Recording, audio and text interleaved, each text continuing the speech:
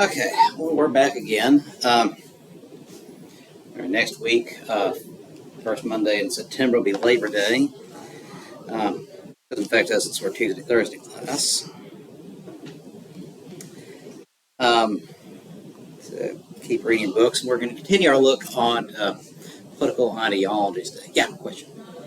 I want to make sure that I'm reading this correctly. Section 1, right? Yes. All right. I didn't. Perfectly understandable. Yeah, I divide them up into sections based on the essay exams. First section ends up with essay 1, and then the second section essay 2, and so forth. Of course, we have it.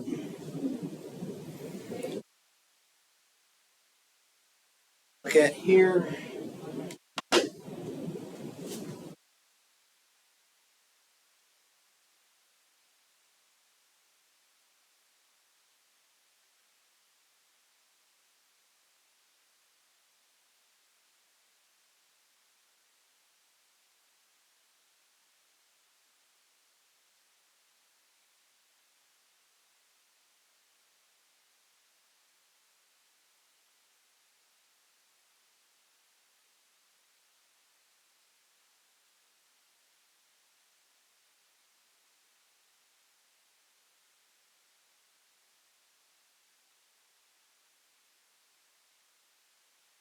So here we are. Latest on the election. Still very close. All these ones with a little white interior, with the exception of Virginia and Indiana, just bad polls there. The race is essentially toss-up. The thing about the Electoral College is, theoretically, you could lose the popular vote by 10 million votes and still win in the Electoral College. Comes down to the states. And they're kind of flipping back and forth a lot. Haven't had a lot of polls out of Pennsylvania lately. You out of North Carolina, Georgia, Florida is getting a little closer. Nevada and Arizona kind of flipping back and forth. So it's one of these elections going to come down to turnout, basically which side can get their voters to the polls. And generally they have a pretty good idea based on past voting patterns and what precincts people live in, who's going to vote for them, where those votes are going to come from. That's where it stands so far. One thing to keep in mind here is, sometimes you have this flood of political polls coming out, and it's kind of a lot of noise ends up happening because of that. Polls end up saying different things, a couple numbers kind of off a little bit, and that kind of based on just the random sample, plus how are they asking questions, who are they screening for, and so forth. And hardly who bothers to pick up and answer the phone. Yeah. All logistics. If it's legit. Huh? If it's legit. If it's legit, yeah. Like I say, surveys that are all landlines or all online, those are usually not very reliable. Usually try to go to a mix. And part of our thinking here on ideology here is, what's your political ideology? This is from the Pew Research Group. They undertake a lot of political polls too, but it's kind of a fun little quiz here. Where do you fit in the political typology? Basically, where do you stand with these particular issues? Where do you fall on the political spectrum? Faith and flag, conservative, progressive left, somewhere between? It's pewresearch.org/politics/quiz, political typology, or just type into search engine Pew political ideology quiz. And I'll ask you about 30 questions or something. Or 16. One of these questions, sometimes asked a lot during political polling questions. If you had to choose, would you rather have a smaller government providing fewer services or a bigger government providing more services? Now, of course, the thing is, it's perfectly kind of vague. What kind of services do you want? In which case, you have to go with your gut. I don't know. Yeah, exactly. I don't know. That's very legitimate. Of course, it is important sometimes we just take the time to remember, what do we believe? Why do we believe it? And even within particular groups, it's hard to pigeonhole everybody into one exact category. It might be mostly one category with a few little outlying elements. But again, this is just kind of for fun here. Political typology quiz for Pew Research. Then we have something called the Political Compass. Page 1 of 6. It's in different languages here, for different political groups and ideologies. Politicalcompass.org. Based on not questions, but propositions. Basically, if economic globalization is inevitable, it should primarily serve humanity rather than the interests of transnational corporations. You strongly agree, mostly disagree, kind of agree, or strongly agree. Or I always support my country, whether it's right or wrong. Strongly agree, disagree, agree, or strongly agree.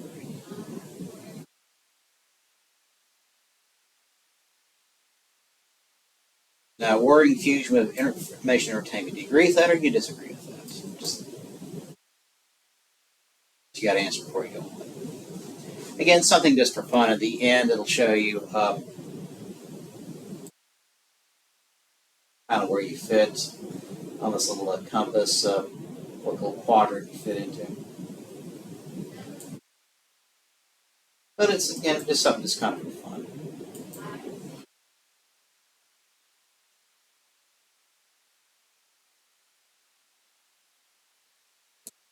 Now,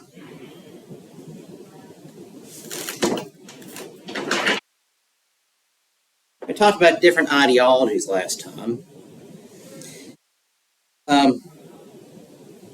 Question is coming down to the basic fundamental values of freedom, equality, and order. Sort them and why.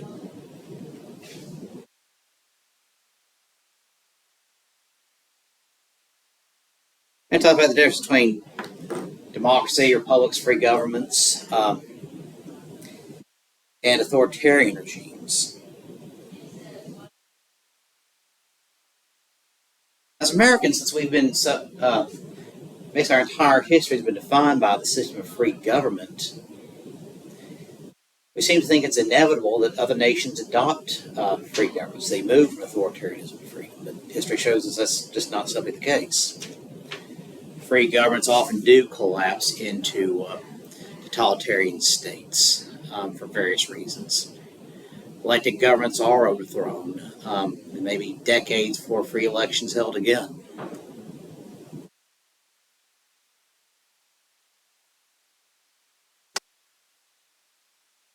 But how do they operate? And again, we're going to compare and contrast for a minute. What is democracy versus what is fascism? I searched high and low for an essay in democracy that's short and succinct to the point. And I happened upon this one. Short little thought piece.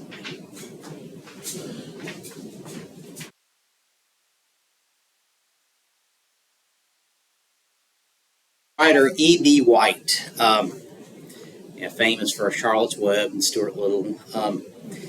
But he also wrote a lot of essays on politics and philosophy. And during World War II, he was on the Writers' War Board, effort by the United States government to promote the war and try to emphasize why America was fighting. What are we defending? And so he wrote this letter to the editor, to the magazine The Atlantic, in the middle of the war in 1943. On the question, what is the meaning of democracy? So he writes here.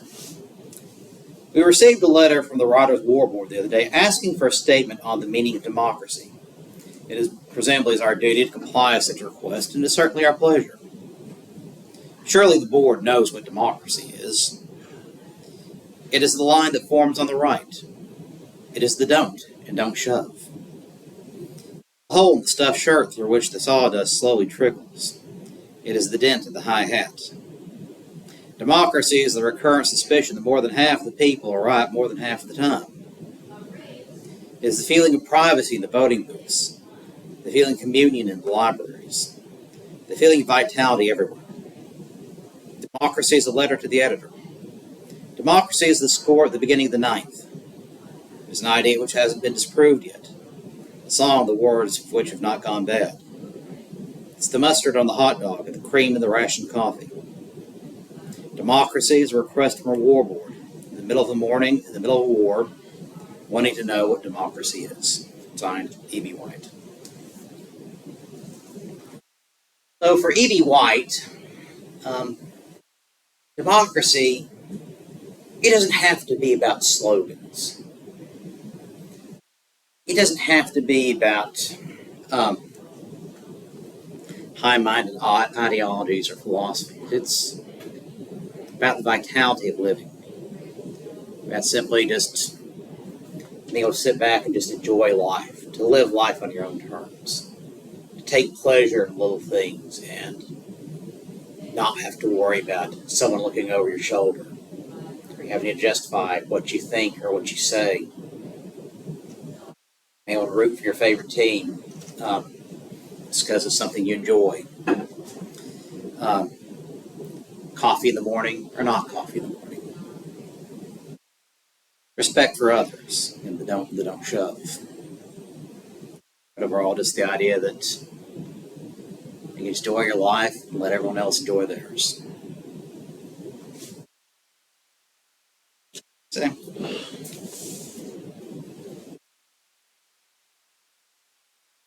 That kind of thinking that's not too far from the children's books he was so famous for. Again, in a free society, you don't have to worry about all that unless you want to. It is your choice.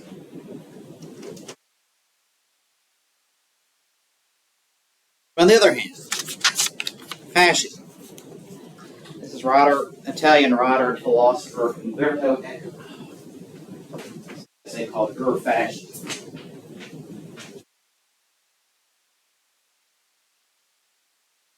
Fascism, Umberto Eco, 1995. So how do democracies die? How do freedom-loving peoples embrace dictatorships? Answers vary from country to country. There are many characteristics authoritarian movements have in common. Italian philosopher, scholar, and novelist Umberto Eco wrote an essay in 1995 about the characteristics of fascism, reflecting on the dark experiences Italy suffered from decades before. See, Italy had been a constitutional monarchy, a parliamentary republic. There's extensive civil liberties, right to vote,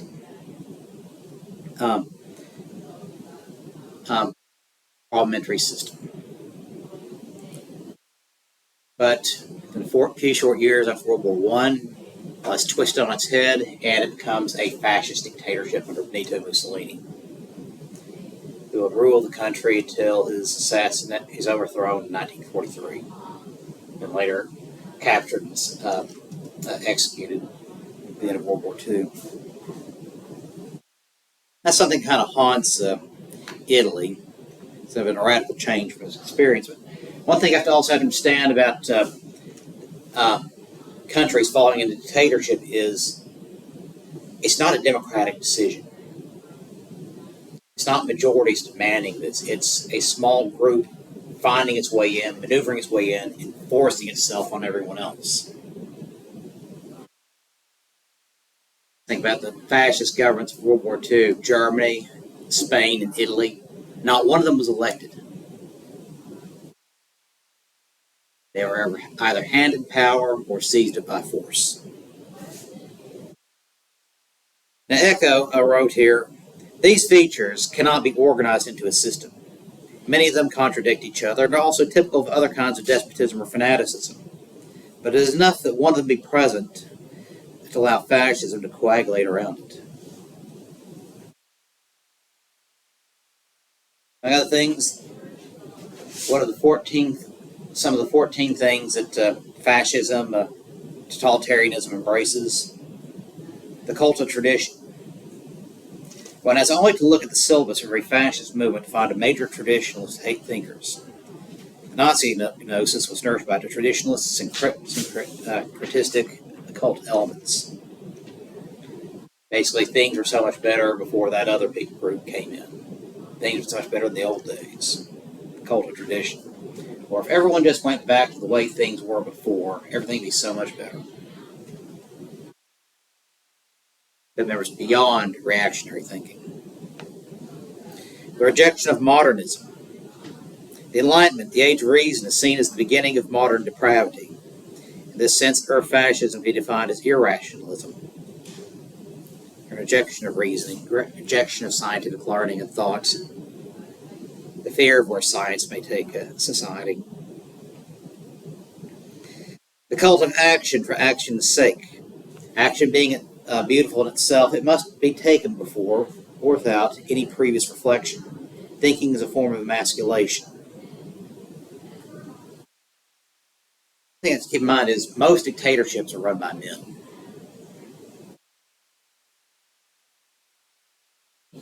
And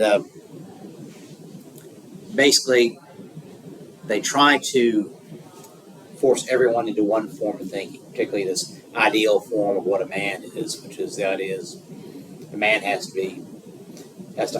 man shows his masculinity by brute force.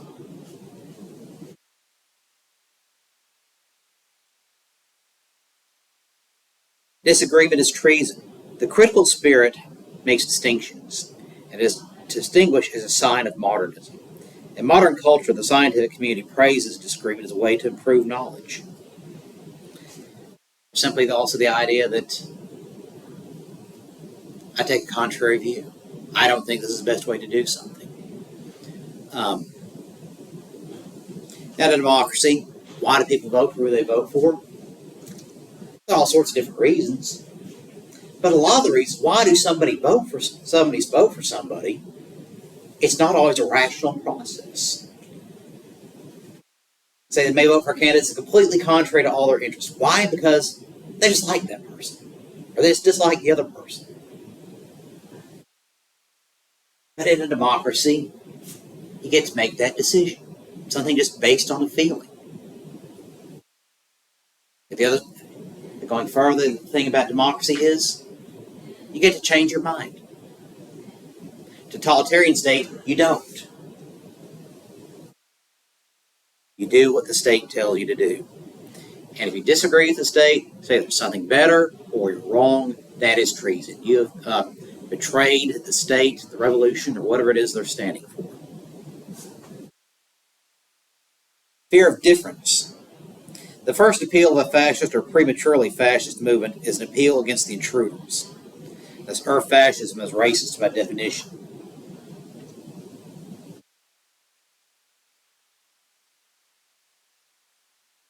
Except typically in totalitarian movements, there is always an attempt to try to attack a minority group of some kind, to some degree. In Germany, the target was the Jews. Fascist Italy, it was the labor unions, and the modernists, the socialists.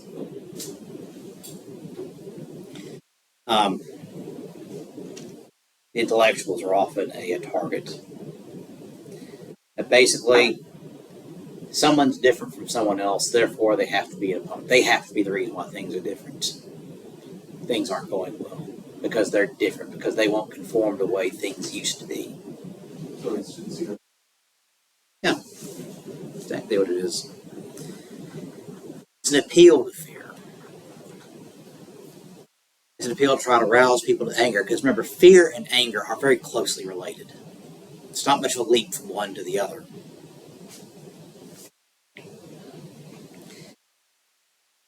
And of course, what happens when you constantly appeal to people's fear, to people's anger? It's the point where you can't control it anymore. If you want people to be scared, eventually they're going to act irrationally. They're making irrational decisions. They're going to lash out in ways you can't control. Which means why that fascist system has to have that tight control of the population. Keep them angry, but keep them distracted. The fear of difference. So even in neo-Nazi systems in the United States here, it's always fear of those who are different, particularly minorities, blacks, Hispanics, immigrants, Jews. Except in all these systems, they always started circling back to attack on Judaism.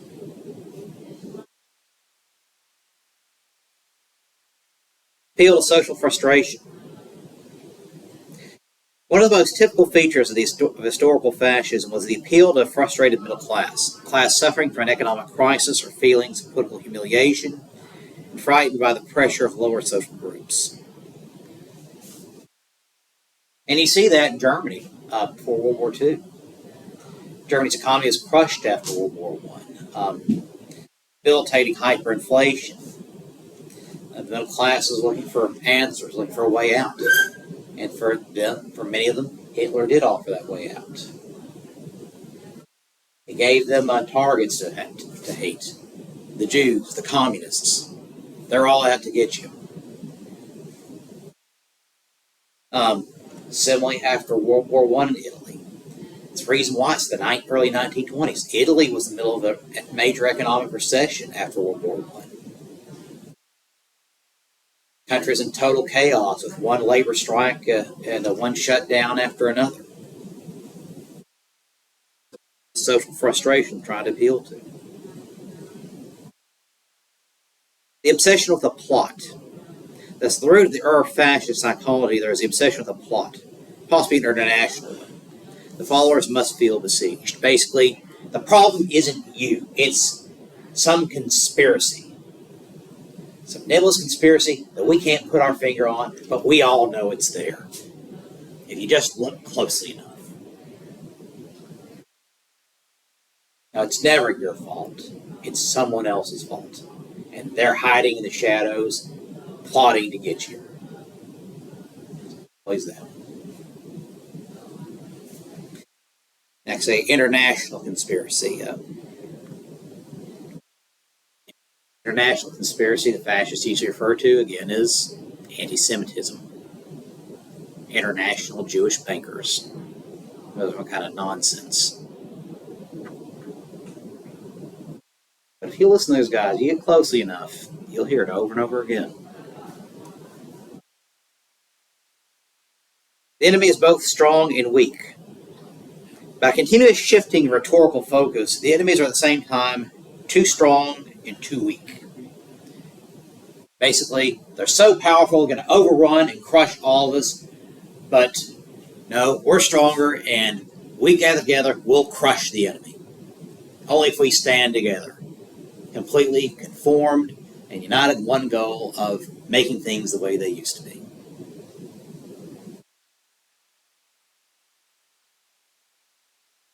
Here is, it doesn't make sense. If you look at it too closely, it completely falls apart. It's irrational, it's contradictory. Exactly. It's an appeal to the emotion of the moment. The anger, the fear, the frustration. Both parties do that. Yeah, a lot of parties do this. There's a lot of psychology behind that. One party will say, this guy's a danger, you should be scared of this guy, be angry at that guy, and the other party will do the same thing. But Also, be scared that it's going to happen, and this guy, he's weak, and shouldn't be the government. And remember what we're mentioning here. We're not trying to point out, look at democracy versus fascism. We're not trying to label either major political party. It's pointing out the extremes here. Free government on one end and totalitarian on the other. And yes, in trying to create a mass popular movement, they will adopt a lot of the features of the popular politics of the day. A lot of the slogans, a lot of the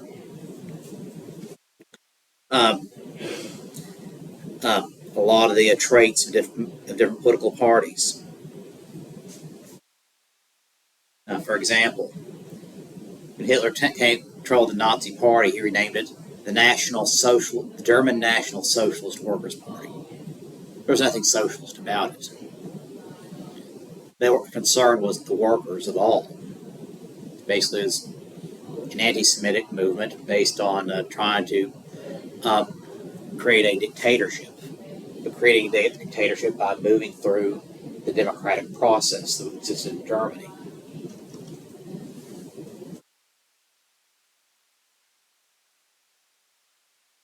But again, it's asking but totalitarianism, what it always does with communism or fascism, tells people, don't think, just obey. This is the slogan to keep in mind. Keep that slogan in mind, do what you're told, and we will crush this super strong enemy that is weak at the same time.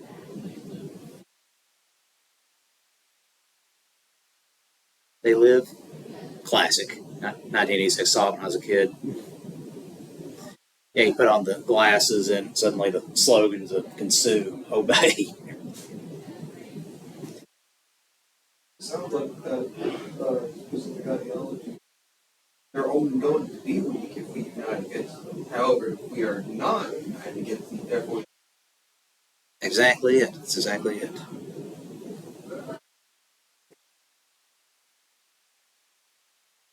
Pacifism is trafficking with the enemy. For her fascism, there is no struggle for life, but rather life is lived for struggle. Basically, peace is seen as a weakness. They are a constant struggle because there's always this plot against you, and there's always this enemy to fight, and therefore we must always unite and struggle against this implacable foe.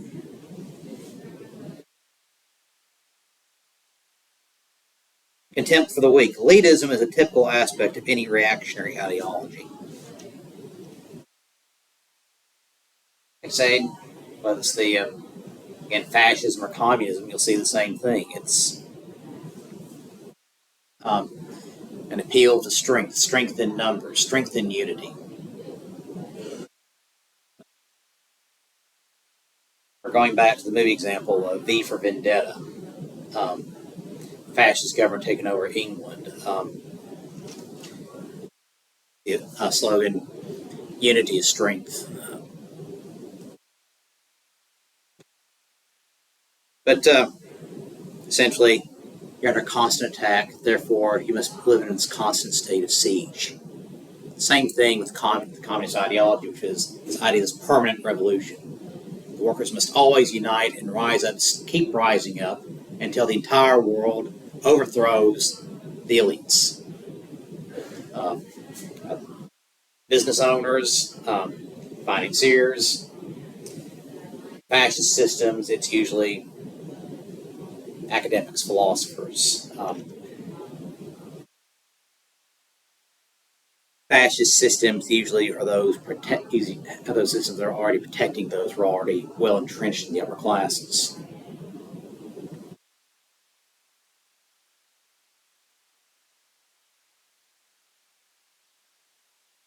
He's educated to become a hero. In our fascist ideology, heroism is the norm. The cult of heroism is strictly linked with the cult of death. Basically, be prepared to give your life for the state.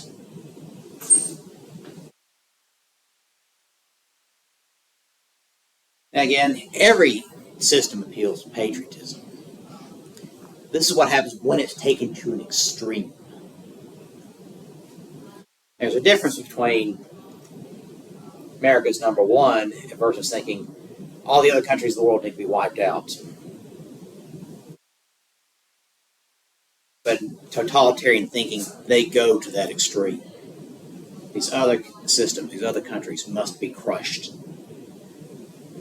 You must be prepared to give your life in battle for the state to do that. There's a difference between patriotism and nationalism. Exactly. Nothing wrong with loving your country. Nothing wrong with being proud of it. But it comes a problem when you're thinking everyone else is beneath contempt and deserves to be destroyed. Exactly. And that's a key part of any totalitarian system. Again, fascist or communist. Because they always have their secret police. They're always monitoring the people. And they're always spying on their neighbors. Because they always think, again, go back to the obsession with a plot. There's some conspiracy against us. And we always have to be trying to find it, trying to seek it out, trying to destroy it. And always rallying the people to be ready to do whatever it takes to destroy that plot.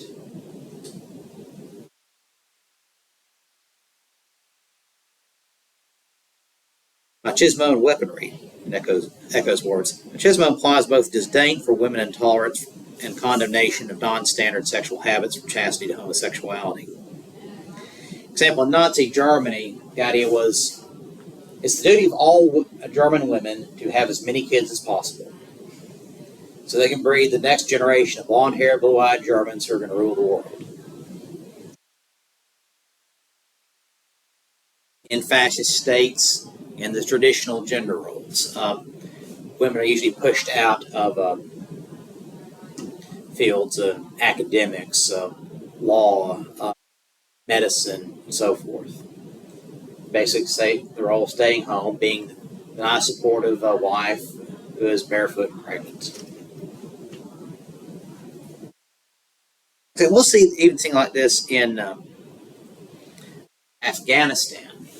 So Afghanistan are the Taliban.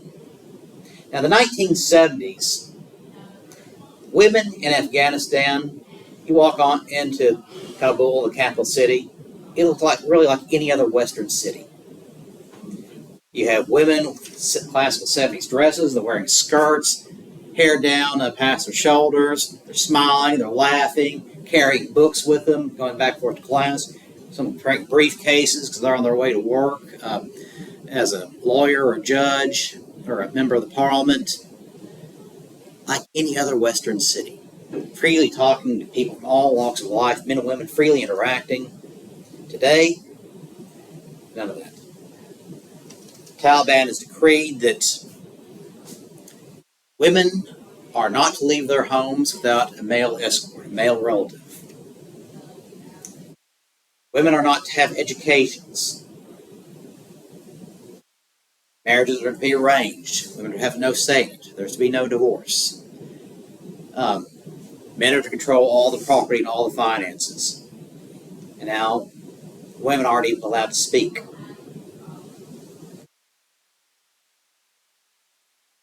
Basically, just sit there, covered in your burqa from head to toe, and just exist.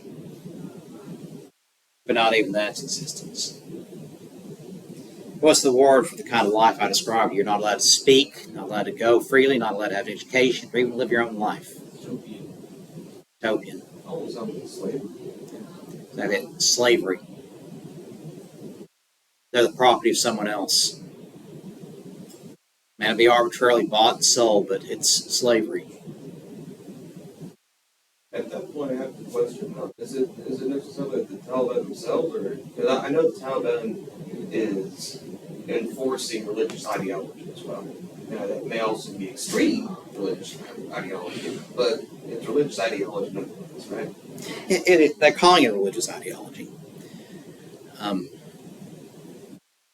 But that, you go to, there's no other Muslim country in the world that acts like that.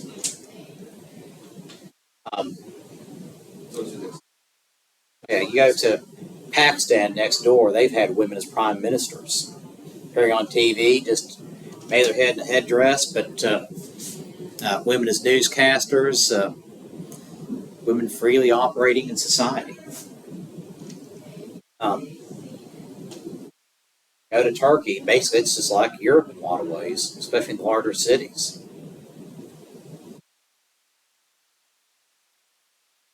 But in totalitarian systems, again, that appeal back to the cult of tradition, then they use something kind of like the traditional religion. Um, Italy, Spain, they said the church is not to be criticized, to be arrested. Germany took direct control of the church, the National Reich Church. Um, Now, Christianity, it has thrived under monarchies and it has thrived under democracies. And both systems have used the church for their own ends, for their own agendas. Agenda being either good or bad, just saying agendas. But you can find in either system of government, people argue that Christianity is strictly a religion that defends monarchy, just for monarchy. That it is a rigid hierarchy, just as God is in his heaven, God placed the king on his throne. Versus our modern interpretation of Christianity that is a democratic religion, where anyone can participate freely. But here's the thing. You come to any major kind of religious thinking, any kind of major religion, and if you're coming with an agenda, you can use that holy book to justify absolutely anything. Besides a book, ideology, or anything else being able to be interpreted in so many different ways. It is, yes. You could say that's the downfall of Christianity, that you can interpret it in so many different ways that you can justify your ideals based on it. Because even if Christ came down and said, no, I said it meant this, this, this, 5 minutes later, people say, but what about this? He didn't say anything about that. Or he actually means this. So. What you said versus what actually meant. Yeah, exactly. And in fascist regimes, you're looking for slogans for particular ideas. Basically, the idea that, well, if you don't support this, then you're not a real Muslim, and you're an enemy of the faith, not just an enemy of the state. And go back to medieval Europe, even Europe just before the French Revolution, you have a lot of people saying, well, if you disobey the king, not only are you a traitor in this life, but you're a traitor in the next. You're going to burn in hell for it.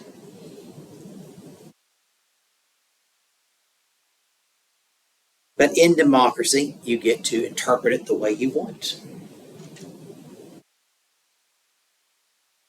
Not dangerous in its own right. It is, but there's drawbacks to every system.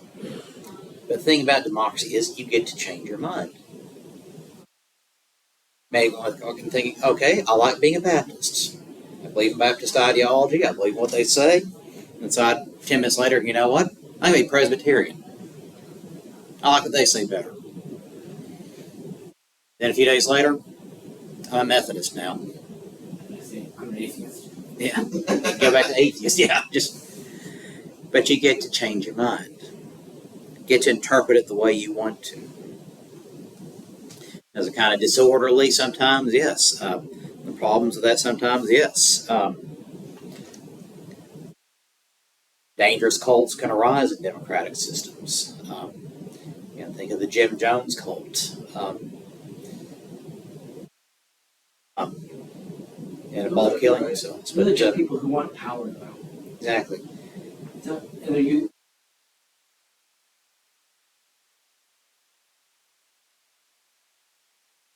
Christianity as a means to them. People use Same with like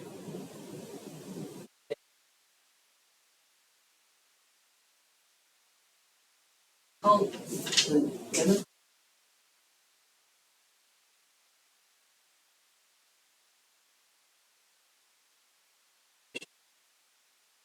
and but they don't actually like. Yeah, both parties kind of accuse each other of that same thing, the Democrats and the Republicans. They don't really believe it, that they aren't, they're being hypocrites. Was it Jim Jones or was it somebody else that had based way in Texas? That was years later, in the 1990s, 15 years later, it was David Koresh. Okay, yep. Kool-Aid. Yeah, the Kool-Aid, that was Jim Jones in the 1970s. Yeah. And yeah, they had a documentary on Jim Jones on Netflix a while back, really interesting and really disturbing. At the end, basically, was pretty much was a choice to drink the cyanide-laced Kool-Aid to show your faith, or someone else come along and inject you with the cyanide anyway. Others come up and shoot you. Killing like 900 people. Pick your poison. Exactly.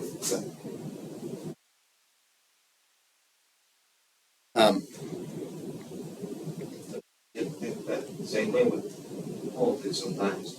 Yeah, in some way, yeah, totalitarian regimes operate like a cult. Think of North Korea. It's a personality cult.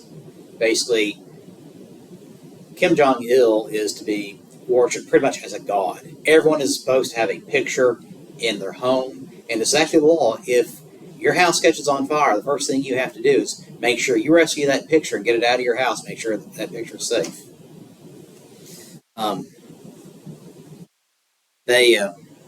People have nothing, but they're told basically to thank Kim Jong Il for everything they have. Try to give their lives for the state. And even though they're starving, he is the fattest man in North Korea. But and they're told, do not question that, otherwise you will be executed immediately. And everything is you see on TV and the movies, whatever kind of outlets they have, is all about how wonderful the Kim family is. Because if you're not happy, it's because you're not loving the Kim family enough. Literally. That does sound like they're almost turning it into religion. Pretty much, yeah. Turning him into also a god figure. May as well just hurt yourselves. Yeah. And he saw the same thing in Nazi Germany. Hitler basically, the Hitler youth were taught basically to pray to Hitler. Yeah. Pretty much because everybody kind of worked up, kind of sick it is, but really it's what they were doing. Everything had pictures of Hitler everywhere. People talk about how wonderful Hitler is. It was a personality cult. Could not question the leader. Could not question the wisdom of the leader. Even up to the end, when Russian tanks are pulling up to Berlin, you still had the true believers at the end saying, Hitler has a master plan. Hitler will deliver us. Because he always said he would. They just couldn't break from the propaganda. Because the cult was too strong. The cult was too strong, or the idea was too strong? Cult and the idea a lot of times are intertwined together. Eventually the point that the idea and the cult are one and the same. In this case, we simply mean cult as something as a group.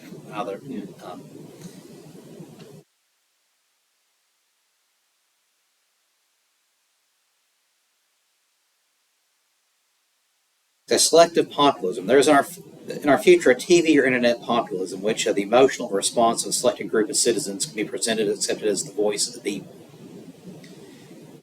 Basically, the random person they interview just happens to talk about just how wonderful the government or the state is.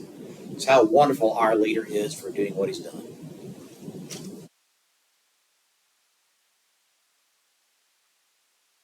It doesn't have to be random. If there's a threat, it feels like already people who know about is you go up to a person and be like, so what do you think of this guy? Choice. Yeah. And a lot of times what they see on TV, it's completely staged, completely micromanaged.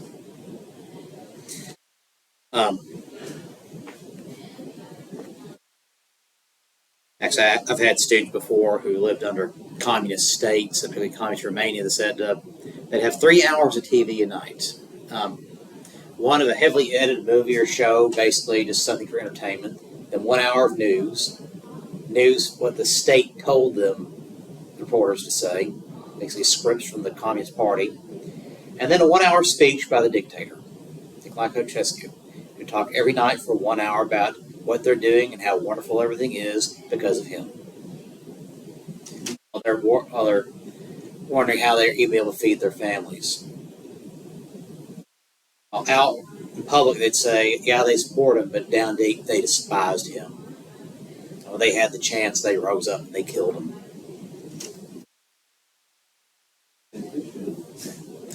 And that's the thing. The government knows that. They know that there are a lot of people that down deep, they really hate the dictator, but they're afraid to say anything. Yeah. You watch old episodes of The Twilight Zone from the 1960s, the black and white version. See, everything's on TV. These dystopian societies, these fascist societies, are a recurring theme. Not the one about the totalitarian state that charges the librarian as being obsolete and has to be executed because it serves no more function. The neat old story about the librarian ends up turning the tables on the guy at the end. I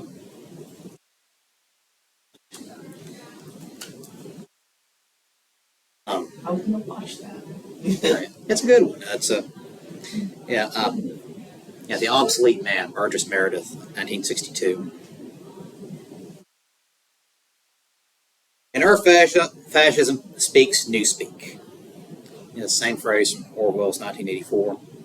All the Nazi or fascist school books made use of an impoverished vocabulary and an elementary syntax in order to limit the instruments for complex and critical reasoning. Basically, uses key slogans, keywords, keep it sharp and keep it short and simple to enforce a particular ideology. Don't let people think, just make them react. Make them follow orders. Yeah, Orwell hits on that really hard in his book 1984. Really good book. So that is the difference between the two.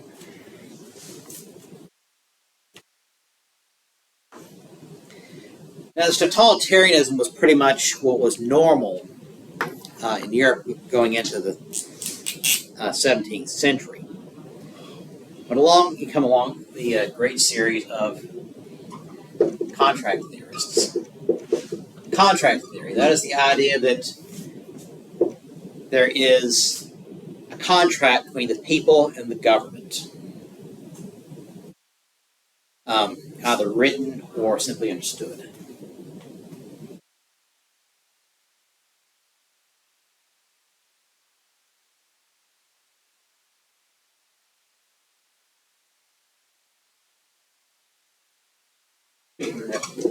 Kind of have to be written down for it to be legitimized, wouldn't it? Oh, yeah. So,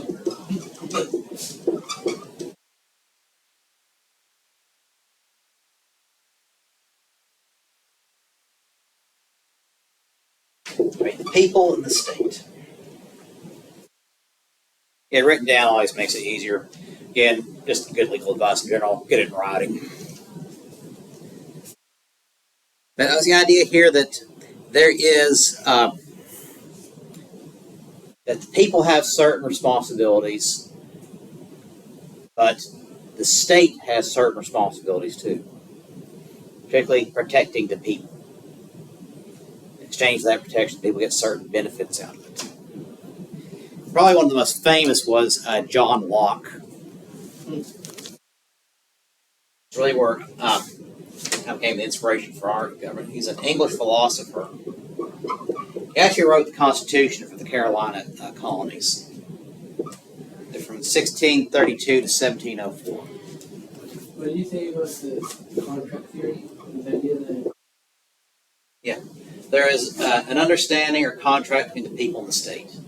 Sometimes it's written in form of a constitution, sometimes not. But I say sometimes not because that's where Law gets his ideas. Where did government come from? When did people start coming up with their governments? And so they started emerging really before there was writing. So they couldn't have a written understanding. Well, but back then, people also can recall things a lot better from memory. Yeah, they kind of had to. So they Yeah. had to do it. They had to. they were a society. We have the ability to do it now, but we don't do it because we're not Yeah, we have a fairly prosperous technological society, so we have a lot of distractions. Well, it's not even just that. It's actually that our brains are not capable of doing that anymore. Like our brain, our neurons and our brains are not as clustered like they used to be. because of Yeah. if we could make it, we could like if we get rid of it, we could theoretically rebuild it. Yeah, it could. It'd take practice. That would take generation. It's not just one of Actually, and there are individuals who can do it. Actually, with a lot of practice, a lot of discipline. There are some people who do naturally have what we call a photographic memory, an eidetic memory. That's what I'm saying. Hard, something really hard is like that's nothing. Like there's some people with higher functioning forms of autism who have eidetic memories. Basically, they could read the phone book and the next day recite every name and every number. Yeah. I mean, there's a lot that works like that.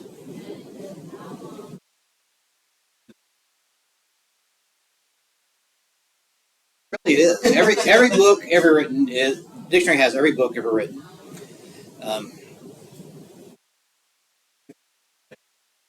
Yeah. Anyways, John Locke, considered to be the father of liberalism, influenced many Enlightenment thinkers and the Declaration of Independence. So a lot of the ideas of the Declaration of Independence came from John Locke. Basically, Jefferson tried to figure out what do I try to say to the world? How do we try to justify here? So remembered his copy of John Locke.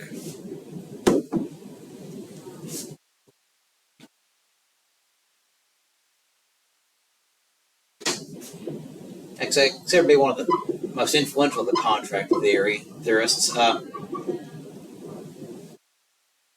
Believe the idea that governments exist to preserve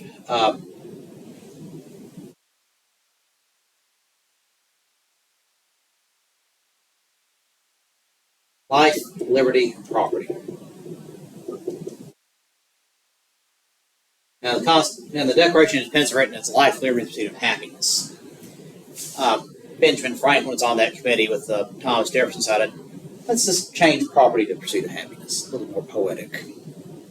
Yeah, that's just Ben Franklin for you. Yeah. So, Franklin always saw the light-hearted side of life. Which was a good thing. Oh, yeah. So you gotta have something like that. But, The old Benji. yeah. But life, liberty, and property. This goes back to Locke's book, Two Treatises of Government.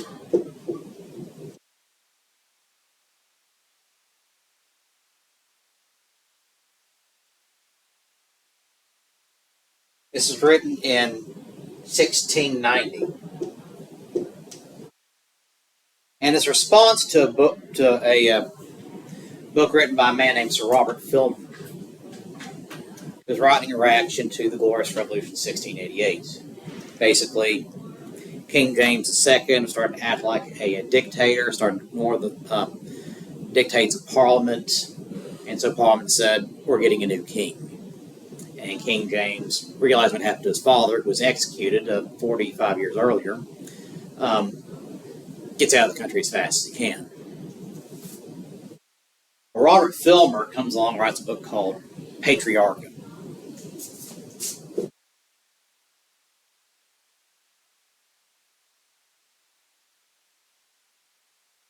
You always have to have that guy in any conversation. Patriarcha is basically saying the Glorious Revolution was a disaster. It's inevitably going to lead to chaos and disorder because the only way for power to be maintained in society, for order to be maintained in society, there must be only one man with power. Power cannot be divided. Power must be absolute and given to one person, and that is the king. Basically, it's a defense of absolute monarchy. To maintain order, there can only be one person with all the power. You cannot divide it up because anybody with any power, they're going to try to claw away more and more. Well, Locke read Patriarcha and said, this is the most idiotic pile of I've ever read in my life. Patriarch. Yeah, Patriarcha. And this one, there's 2 treatises of government. He writes that in response to Filmer. First part, the first treatise, refutes Filmer and absolutism. And so he goes through Filmer line by line, tearing his argument to absolute shreds. What is that? Yeah, that's it. Every element of it was completely shredded. Now, it's one thing to tear someone else's argument apart, but it's another thing to step up and say, this is the way it should be done. And that's where he comes up with contract theory. Some might say popular policy. He was, especially in that time period.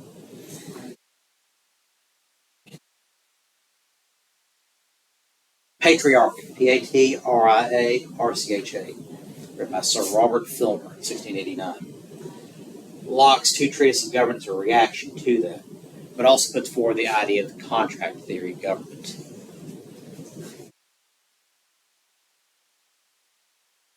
Saying is 2 trees of government. Action book. Pretty much it is. There are a lot of books are basically reactions to it. A lot of major books on political theory and philosophy are reaction to something else. Sounds like we have reaction videos now. Back then they had reaction books. Yeah. Dark Fate, Blake Ready, Mm-hmm. Yeah. Yeah, this is a version I got when I was in grad school.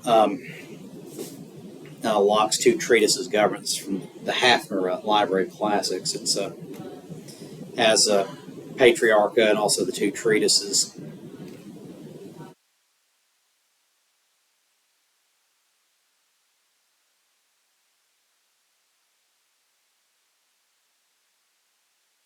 It's a little bit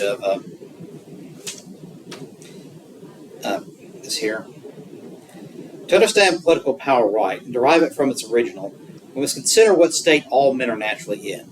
That is a state of perfect freedom to order their actions and dispose of their possessions and persons as they think fit, within the bounds of the law of nature, without asking leave or depending upon the will of any other man. So basically, he's going back to the very beginnings with this contract theory. Why do governments form? And so before governments form, man is in a state of nature, and he's absolutely free to do whatever he wants. Limits are his imagination and his physical abilities. But then you have threats, you have predators. You're not always strong enough to defeat all the predators. So what do? Get together with other people to defend yourself. And you get a group together to defend each other. That is basically the first government. But the price of that, though, is you can't do absolutely whatever you want, whatever you want. There's certain rules you have to abide by, certain understandings. So you do have to give up some limited freedoms. in order to survive. In other words, government exists to preserve life, liberty, and property. There's a lot to continue.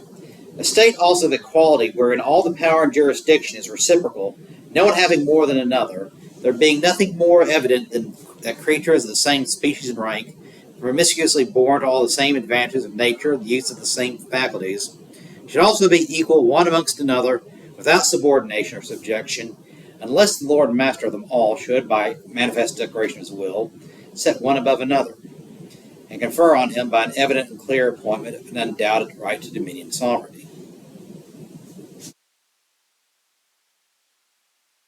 They say, unless God comes down from heaven and says someone else is better, someone else should be king, everyone's equal.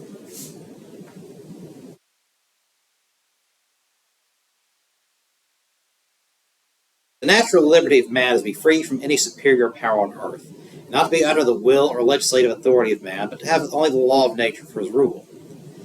The liberty of man in society is to be under no other legislative power but that established by consent in the commonwealth, nor under the dominion of any will or restraint of any law, but what the legislative shall enact according to the trust put in it. Again, he has another little swipe at Filmer here. But freedom of men under government is to have a standing rule to live by, common to every one of that society, made by the legislative power erected in it, the liberty to allow my own will in all things, where the rule prescribes not, and not to be subject to the inconstant and certain and known arbitrary will of another man, as freedom of nature is to be under no other restraint than but the law of nature. This freedom from absolute arbitrary power is so necessary to, and closely joined with a man's preservation, that he cannot part with it, but by what forfeits his preservation and life together. For a man is not having the power of his own life, cannot by compact or his own consent enslave himself to anyone, nor put himself under the absolute arbitrary power of another, take away his life when he pleases. Essentially, come together. His idea of government is government by the will of the people, or just the consent of the governed.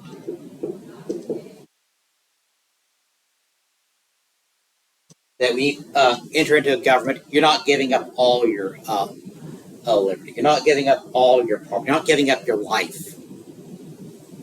The government's there to protect this, not to demand this from you. I think these are done. Yeah. But again, that's part of living in society. Is there are responsibilities you have to live by. That's why taxation is not theft. It's the entrance fee into society. You participate in society, take the advantages of society, either by not being surrounded by houses and the city burning to the ground, not being relatively safe from criminals, having nice, smooth roads, clean water. All those things are done. But we all have a responsibility to make sure this happens, make sure that society operates smoothly. And that means we got to pay for it. Our time or our money. But it has to be but we have to do that.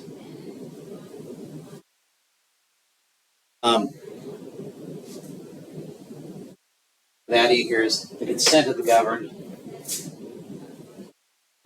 governed by the majority. But the rights of the minority protected.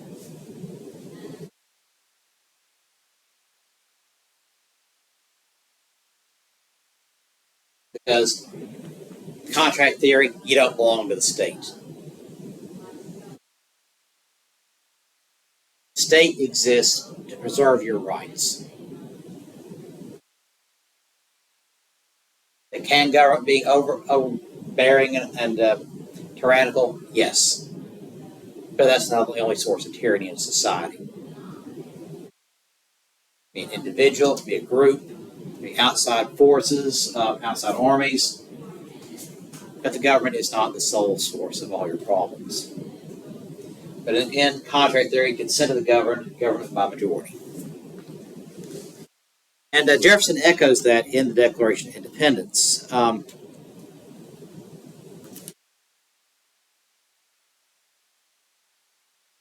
We hold these truths to be self-evident, that all men are created equal, that they are endowed by their Creator certain inalienable rights, and among these life, liberty, to happiness.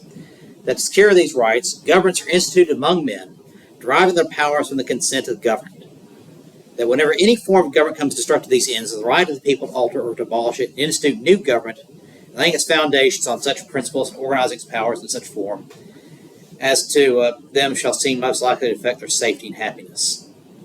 That's one other thing Locke says. If a government breaks the contract, is not protecting the life, liberty, and property of the people have the right to get rid of that government and get another one. Now that was radical thinking for 1690. Their idea, yes, you have a right to overthrow your government if it's destructive of these ends.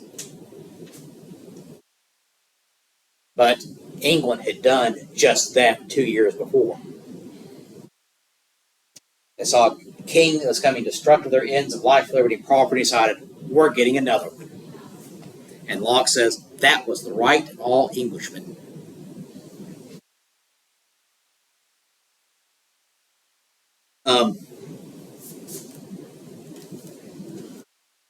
That's John Locke. But there are others, particularly Jean-Jacques Rousseau. French, had a lot of influence on the French Revolution. A lot of the ideas of the French Declaration of Man and Citizen, basically their Bill of Rights came along in 1689, heavily influenced by Rousseau. 1712 to 1770, died about 10 years before the French Revolution started. Wrote such books as Emile, which is a novel emphasizing the importance of education, but also The Social Contract in 1762.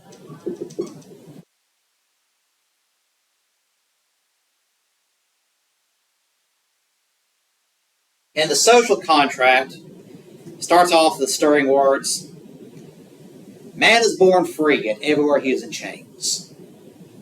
Man is born free, yet everywhere he is in chains. Echoing kind of what Locke is saying, is that we're born with certain inalienable rights.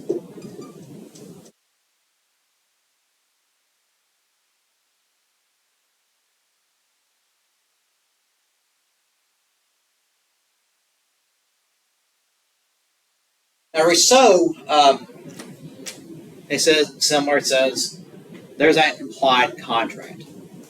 The people work towards create a state that protects life, liberty, property, and the state in turn protects them, preserves their life, liberty, and property, but is governed according to something called the general will.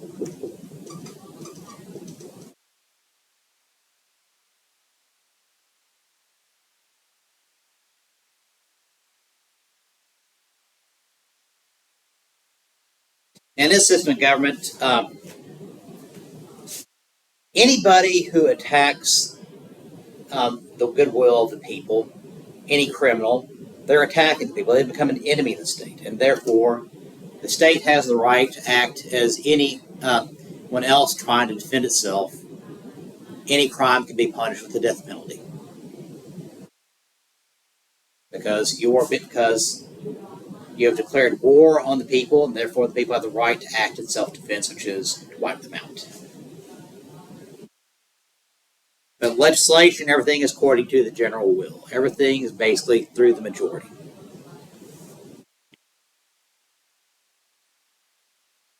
That's Rousseau. Then you got Thomas Hobbes.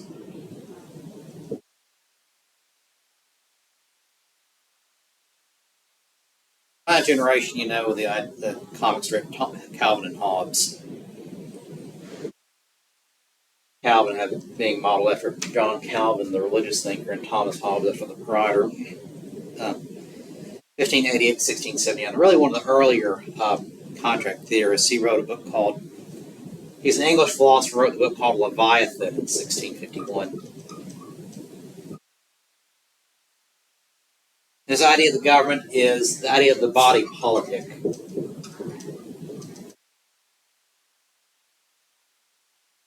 Is that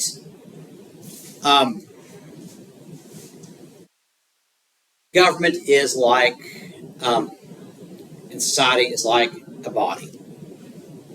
It has different parts, different pieces, and everyone serves a function for the health of the body. Everyone does, just like different parts of the body, different things. Individuals in society do different things, but all for the health of society. Again, health of the body politic.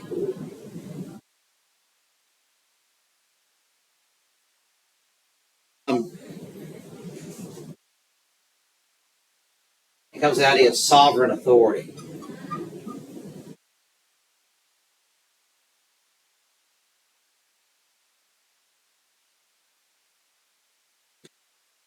That all individuals cede some rights in exchange for protection, similar to what Locke's going to say a little bit later on.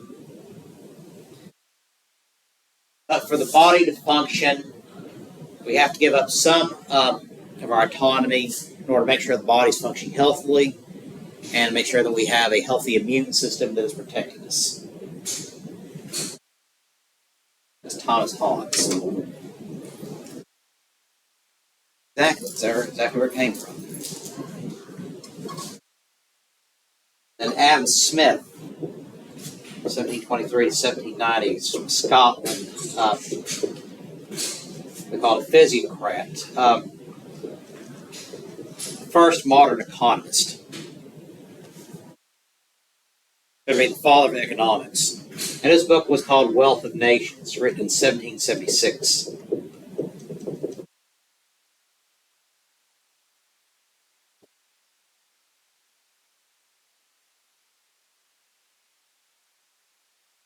According to Adam Smith, government is responsible for all the things the individual cannot do.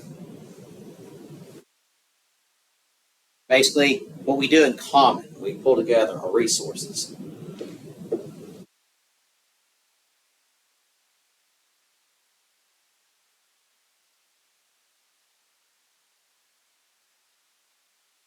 Government is responsible for what the individual cannot do.